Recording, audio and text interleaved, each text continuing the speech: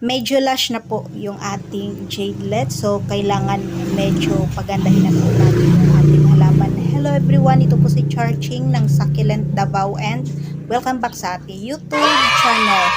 And for today's video, so ito na guys yung ating napakagandang jadelet na galing po doon sa ating PVC. So, ayan, napakaganda po niyang tingnan pag naitanim na dito sa ating pot. So, ngayon guys ay gusto kong pagandahin yung ating jadelet kasi ayan, medyo ano na siya, leggy tingnan. Ayan, ganito yung ginagawa ko guys. Nagtatanggal po ako ng yung pinakadulo niya, kinakat ko yan. So, ang gagawin natin ngayon ay ikakat natin yung kaniyang mga, anong tawag doon, yung sa dulo, para medyo gumanda yung ating halaman.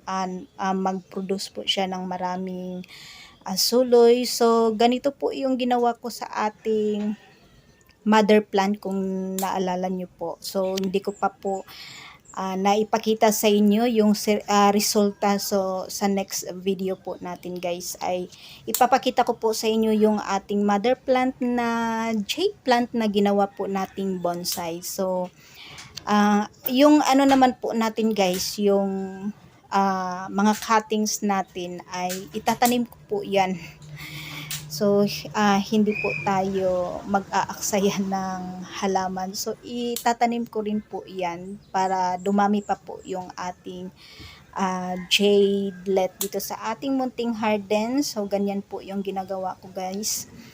Pag medyo leggy na yung ating halaman ay kinakat ko lang po para lumago at gumanda yung ating halaman. Kung naalala nyo po ay hetong ating jadelet ay galing po yan doon sa ating PVC, sa may PVC po sa labas. So, medyo malaki na siya. So, naisipan kong ilipat na siya dito sa ating pot kasi ano na siya. Ayan o, ang ganda po. Ang ganda po ng ating jadelet. So, gusto ko siyang yung palakihin na yung medyo mataas siya. Yan, kasi may balak ako dito eh. May balak pa akong gawin itong Christmas tree kasi ayan, malapit na po yung Pasko. So, ayan, at gagawa po tayo ng little Christmas tree na jade. So, ganito po yung ginagawa ko. So, abangan nyo po yung pagtatanim natin dito sa ating mga cuttings guys. So, magpaparami din po tayo ng jadelet dito sa ating munting garden kasi ang ganda po talaga ng jade pag naalagaan po natin siya. So, ayan guys, at ganito lang kadali yung pagpapaganda sa ating jadelet. And then guys, ito yung ating napakagandang euphorbia family to siya na halaman kasi pero ito guys ay wala po siyang tinik. Yung ibang euphorbia ay merong tinik na ganito. So, ang gagawin ko ngayon ay heto sila ay isang puno, isang pot lang po. So, medyo malalaki na sila yan at nilipat ko po sila sa dalawang pot. So, ang gagawin ko po ngayon guys ay aayusin ko po itong ating halaman. So, hindi po ako magkakat nito kasi medyo mahirap po siyang i-stable. So, gusto ko siyang palakihin kasi nakita ko to sa sa isang vlog na parang ata to siya Indian. Ang ganda po ng kaniyang euphorbia guys. Napakaganda po pag medyo lumago na siya and then mag-flowers. Napakaganda po. Para po siyang Christmas tree talaga tingnan. So, yung gagawin ko dito ay aayusin ko lang siya. I-arrange natin yung kaniyang stem. So, naisipan ko, lagyan ko siya ng wire. So, ganyan lang para medyo gumanda yung arrangement ng kaniyang mga branches. So, ayan, at meron na tayong parang pinaka-mother niya.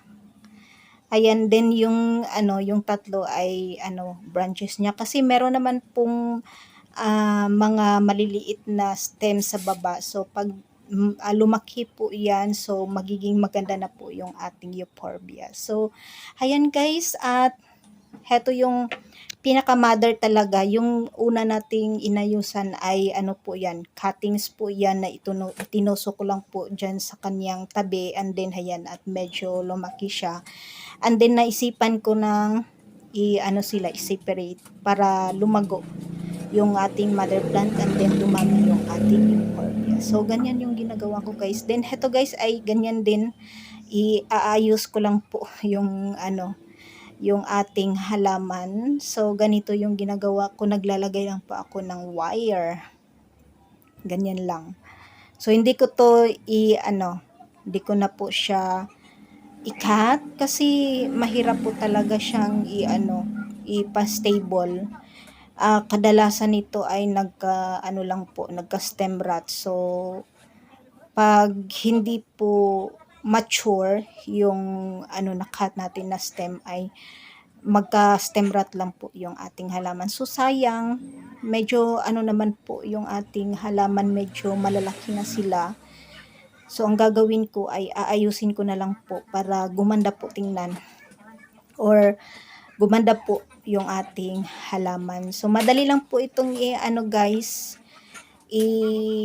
anong tawag doon, yung maglash. Ilagay lang po natin siya sa full sun. So nilagay ko po ito sa full sun, kaya gumanda po yung ating halaman. And then pag na po ito, lagyan lang po natin siya ng fertilizer para sa